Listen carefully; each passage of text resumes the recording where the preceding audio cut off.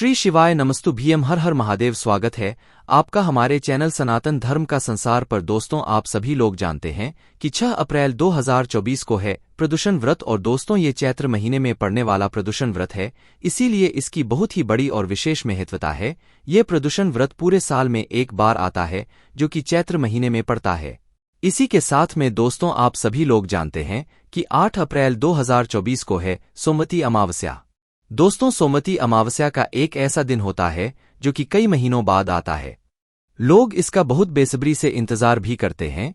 इस दिन आप लोगों को 108 चावल के दाने वाला उपाय भी जरूर करना चाहिए, क्योंकि दोस्तों यही एक ऐसा मात्र उपाय है जिस उपाय को अगर आप लोग भगवान शिव जी को प्रसन्न करने के लिए कर लेते हो तो भाई आपके जीवन में जो भी आपकी मनोकामना होगी वो पूर्ण जरूर होगी। आपके जीवन में जो भी दुख और परेशानी चल रही होगी उससे आपको छुटकारा जरूर मिलेगा। पर उपाय को आपको पहले अच्छे से सुनना है कि आखिरी 108 चावल के दाने वाला उपाय कैसे करना है। भले ही आपने पहले सुना हो, करा हो, पर उपाय को जितना अच्छे से सुनोगे आप उतना अच्छे से को करोगे। और उपाय को जब अच्छे से सुनोगे तो उपाय का आपको फल भी बहुत ही अच्छा और बहुत बड़ा और बहुत जल्दी मिलेगा। तो आपको करना क्या है वो आप बहुत ही ध्यान से सुनिए।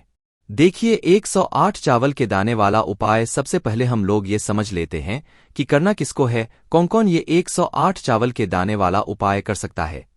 तो देखिए, इसका जवाब है 108 चावल के दाने वाला उपाय वह व्यक्ति कर सकता है जिसको अपनी मनोकामना भगवान शिव जी से पूर्ण करवानी हो।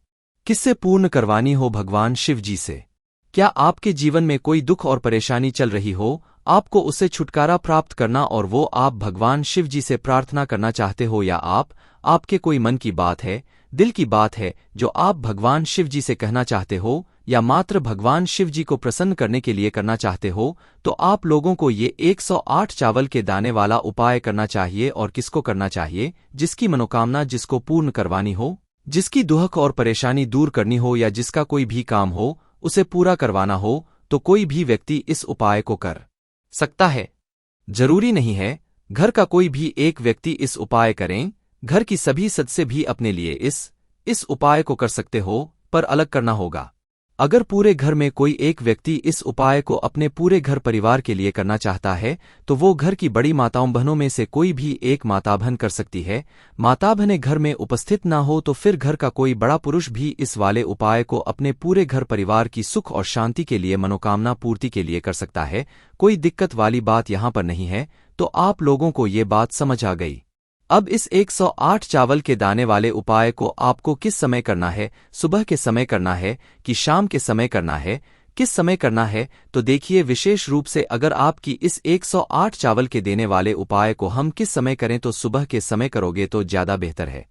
बाकी दोस्तों, आप इस वाले उपाय को शाम के समय प्रदोष काल में भी कर सकते हो। देखो, सुबह अगर उपाय कर रहे हो तो कितने बजे तक कर सकते हो? देखो, जितना जल्दी उपाय को आप लोग सुबह सुबह करोगे उतना ज्यादा अच्छा होगा। बाकी 10, 11, 12 बजे तक भी अगर उपाय करोगे, थोड़ा बहुत लेट भी हो जाता है किसी कारणवश, तो भी आपको उपाय काम जरूर करेगा।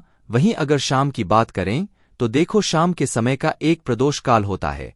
प्रदोष काल का ही एक बड़ा विशेष महत्व होता है। उसी समय के अंतर्गत आप लोगों को ये वाला करना होता है। तो प्रदोष काल का जो समय होता है वो शाम के 6 बजे से लेकर 7 बजे के बीच का होता है। और कई अगर आप लोग लेट भी हो जाते हो, कई लोग अपने काम पे जाते हैं, ड्यूटी पे जाते हैं, तो आने में थोड़ी बहुत देर हो जाती है। तो भाई 7:30 या रात 8 बजे तक भी अगर आप लोग उपाय कर लेते हो ना, तो आपकी जो भी मनोकामना होगी वो पूर्ण जरूर होगी। आप इस उपाय को कर सकते हो रात 8 बजे तक भी, पर इससे ज्यादा देर मत करना, क्योंकि फिर वो ज्यादा देरी हो जाती है।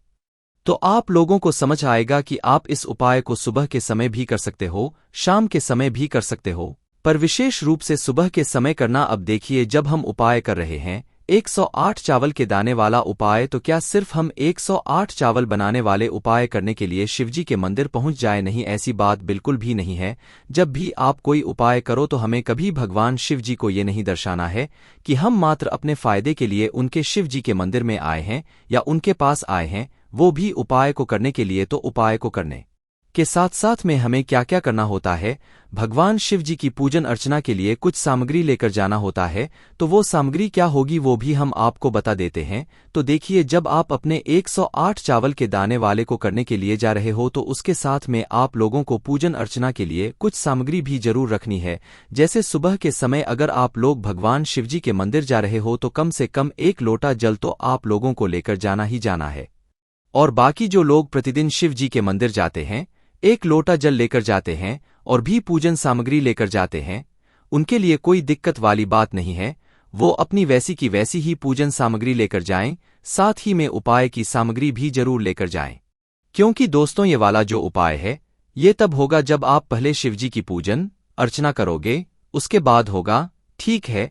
इसलिए इस बात का आप लोगों को रखना है। तो आप लोगों को कम से कम 1 लीटर जल तो लेकर जाना ही जाना है। जो लोग सिर्फ उपाय को करने के लिए जा रहे हैं, बाकी जो लोग प्रतिदिन जाते हैं मंदिर, वो अपनी पूजन सामग्री जैसे लेकर जाते हैं वैसे ही लेकर जाएं और पूजन अर्चना करने के बाद ही उपाय करें। अब ये तो बात हो गई सुबह के समय की। बाकी जो लोग शाम के समय इस उपाय को करने वाले हैं, उन लोगों के लिए क्या वो शाम के समय क्या लेकर जाएंगे? तो देखो, शाम के समय जल तो आप लोग लेकर नहीं जा सकते हो, क्योंकि सभी जगह पर शिवजी आनंद में बैठे हुए होते हैं, उनका श्रृंगार हो चुका होता है। तो शाम के समय आप लोग मात्र क्या करोगे, एक दीपक तैयार करोगे जो कि आटे का होगा, गोल बत्ती होगा, जो गोल बत्ती आप अपने हाथों से बनाओगे अपने ही घर में। उसके बाद में इस मतलब दीपक के अंदर जो आप लोग चीज डालोगे वो डालोगे क्या, शुद्ध देसी गाय का घी। ये घी आप लोग विशेष रूप से अपने घर में रखा करो, ना भैंस का घी चलता है। भगवान शिव जी के उपायों में ना तो बाजार का मिलावट ही चलता है, शुद्ध देसी गाय का घी चलता है, जिससे आपके घर में बरकत भी आती है। तो भाई, शुद्ध देसी गाय का घी इस दीपक के अंदर डाल लेना और इस दीपक को तैयार कर लेना। मात्र इस दीपक को तैयार करके और अपने उपाय की सामग्री लेकर आप भगवान शिवजी के मंदिर में उपाय को करने के लिए जा सकते हो। और पहले जाकर आप लोगों को जलाना है, उसके बाद में ही आप लोगों को उपाय करना है। इस बात का आप लोगों को ध्यान रखना है। तो ये बात भी आप लोगों को समझ आ गई होगी कि हमें उपाय के साथ साथ में कुछ पूजन सामग्री भी लेकर जानी है, खाली उपाय को करने की सामग्री लेकर नहीं जानी है। अब इसके बाद में दोस्तों हम समझते हैं इस 108 चावल के दाने वाले उपाय को करने की विधि। सबसे पहले चीज दोस्तों, ये 108 चावल के दाने हम लेंगे कहाँ से, क्या घर में से लेना है, क्या बाजार से खरीद कर लाना है, क्या पूजन वाले चावल लेना है, या कौन से चावल लेना है जो कि हम उपाय में प्रयोग करेंगे? तो देखो, इसका सबसे अच्छा और साधारण हम आपको तरीका बता देते हैं। आपके घर के रसोई घर में, ठीक है, जहां पर आपका भोजन बनता है, उस रसोई घर में आप लोगों को जाना है। आपके घर के रसोई घर में जो भी चावल हों, ठीक है, आपको मात्र उन चावलों में से 1 मुट्ठी चावल निकालना है। कितने, 1 मुट्ठी या 1 कटोरी में भरकर आप लोग चावल निकाल लेना है, ठीक है। बस वो चावल बड़े होने चाहिए, वो टोटी वाले चावल नहीं होने चाहिए। इस बात का ध्यान रखना है। आपके घर में जो भी चावल हो, आप कोई भी चावल प्रयोग कर सकते हो, टोटी वाले को छोड़कर। जो बिल्कुल छोटे छोटे चावल के दाने होते हैं वो प्रयोग नहीं कर सकते हैं ना। तो आपके घर में जो भी चावल के दाने हो, आप उसमें से 1 मुट्ठी या 1 कटोरी चावल के दाने निकाल लें और अलग से रख लें। और अलग से रखने के बाद क्या करें, इन 108 चावल के दानों को एक एक करके जो है आप लोग निकालते जाएं। क्यों निकालते जाएं? इसमें उपाय में हमें पूरे 108 चावल के दाने की आवश्यकता पड़ेगी। जो 108 चावल के दाने ना तो टूटे हुए होने चाहिए, ना कटे पीटे होने चाहिए, बिल्कुल साबुत होने चाहिए। साबुत कहने का मतलब आप लोग समझ रहे हो क्या हो रहा है, कि भाई वो दाने ना तो टूटे हुए हों, ना कटे पीटे हों, ना कहीं से दाग वाले हों, अच्छे बिल्कुल साबुत चावल के दाने हों, सहगे के सहगे हों। तो आपको एक एक चावल का दाना अच्छे से छांटना है, निकालना है। और कुल मिलाकर 108 चावल के दाने आप लोगों को अपनी थोड़ा सा अलग किसी एक पात्र में इकट्ठा करके रख लेना है। कितने करोगे? 108 चावल के दाने। अब जैसे ही आप लोग 108 चावल के दाने छांट लेते हो, अब इनको सुरक्षित रखने के लिए आप या तो इन्हें किसी पात्र में अलग से रख दो, या तो एक कागज की पौड़ियां लो, उसके अंदर इन 108 चावल के दानों को मतलब सुरक्षित रख दो, ताकि ये एक भी दाना इधर उधर ना हो और आपका उपाय अच्छे से हो जाए। तो इन 108 चावल के दानों को सुरक्षित करके रख लो। अब जैसे ही आप लोग उपाय को करने के लिए जाते हो, चाहे सुबह के समय जा रहे हो, शायद शाम के समय जा रहे हो, शुद्धता का ध्यान रखना और पूजन सामग्री अपने साथ में जरूर लेकर जाना है। तो सुबह के समय जा रहे हो तो भाई आप लोग जो है शुद्धता का ध्यान रखना, स्नान वगैरह सब बिल्कुल अच्छे से करके जाना। और शाम के समय कर रहे हो तो स्नान करने की जरूरत नहीं है, हाथ मुंह धोकर भी आप लोग उपाय को करने के लिए जा सकते हो। तो आप करना क्या है वो आप बहुत ही ध्यान से सुनो। देखो, जैसे ही आपने आपके घर के आसपास में जो भी शिव मंदिर हो, शिवालय जहां पर शिवलिंग विराजे, तो आपको वहीं पर जाना है। घर में ये वाला उपाय नहीं होगा, इस बात का विशेष रूप से ध्यान रखना। तो आप लोग क्या करो, अपने घर के पास में जो भी शिव मंदिर है वहां पर सबसे पहले पहुंच जाओ। सुबह जा रहे हो चाहे शाम को जा रहे हो, जैसे ही शिवजी के मंदिर पहुंचते हो सबसे पहले शिवजी के आपको दर्शन करने हैं। जाते से ही उपाय करने नहीं लग जाना है ना, तो पहले तो शिवजी के दर्शन करना है। दर्शन करने के बाद आप जो अपने साथ में सुबह गए हो तो एक लोटा जल या जो भी पूजन सामग्री लेकर गए हुए हो पहले उससे आपको पूजन करनी है। भगवान शिवजी की जैसे एक लोटा जल लेकर गए हुए हो तो एक लोटा जल धीरे धीरे करके एक धर से शिवजी की शिवलिंग के ऊपर चढ़ा देना है। ठीक है, बेलपत्र, फूल, अबीर, गुलाल वगैरह और अलग से सामग्री पूजन के लिए लाए हुए हो तो वो आप लोगों को जल चढ़ाने के बाद मतलब शिवजी के शिवलिंग पर समर्पित कर देना है। ही आपकी पूजन संपन्न होती है, पूरी होती है। उसके बाद में आपको शिवलिंग के पास में बैठ जाना है। वहीं अगर बात करें शाम के समय प्रदोष काल की, तो भाई जो आप अपने साथ में दीपक लेकर आए हुए हो, पहले आप लोगों को भगवान शिवजी के मंदिर में जाकर दर्शन करके वह दीपक भगवान शिवजी के लिए आपको जलाना है। पहले दीपक मतलब घर से जलाकर नहीं लेकर जाना है, आपको अपने घर से अपनी माचिस लेकर जाना है और भगवान शिव जी के मंदिर में बैठकर अपनी माचिस से उस दीपक को जलाना है। किसी और की माचिस मत ले लेना उस दीपक को जलाने के लिए, वरना उपाय का फल उसको भी मिल जाएगा जिसकी आप माचिस ले रहे हो। अपने घर से अपनी माचिस लेकर जाना उस दीपक को, और इस दीपक को आप शिवलिंग के पास में रख देना। शिवलिंग के ज्यादा पास में मत रखना, भगवान शिव जी को आंच ना लगे, इस बात का ध्यान रखना। आप चाहो तो इस दीपक से आरती उतार कर भी शिवजी की शिवलिंग के पास में रख सकते हो। जैसे ही आप लोग ये दीपक रखते हो, आप शिवलिंग के पास में, सामने, आसपास कहीं पर भी बैठ जाना उपाय को करने के लिए, जो कि 108 चावल के दाने वाला उपाय यहां पर है। अब करना क्या है, जो 108 चावल के दाने वाला उपाय अभी आप लोग करने वाले हो, इस उपाय को करने के लिए आपको ये जो 108 चावल के दाने हैं ये कहाँ पर चढ़ाने हैं, इस शिवलिंग के ऊपर चढ़ाने हैं। शिवलिंग जानते हो ना कहाँ पर होती है, जो मतलब शिवलिंग आपको सामने दिख रही होगी, शिवलिंग के ऊपर ही ये चावल के दाने चढ़ेंगे। आपको चढ़ाना शिवलिंग के ऊपर ही है, भले ही फिर वो बाद में मतलब जलाधारी पर आकर गिर जाए या जलाधारी पर गिर जाए है ना, चाहे कोई जल चढ़ा दे तो फिर वो अपने आप नीचे चढ़ जाए, उससे दिक्कत नहीं है, पर आपको अपने हाथों से शिवलिंग के ऊपर ही चढ़ाना है। कैसे चढ़ाना है, एक साथ चढ़ाना है, एक एक करके चढ़ाना है। तो देखो यहाँ पर ये 108 चावल के दाने वाला उपाय एक एक करके चढ़ाना है। कैसे चढ़ाओगे, देखो आपने 108 चावल के दाने दाने आपने जहां पर भी रखे हुए हैं कागज की पुड़िया में, तो उसे खोलकर रख लो या जिस पात्र में रखकर लाए हुए हो उसे अपने सामने रख लो। ठीक है, ये हो आपकी सीधी हाथ की हथेली से होगा, इस बात का भी आप लोगों को ध्यान रखना है।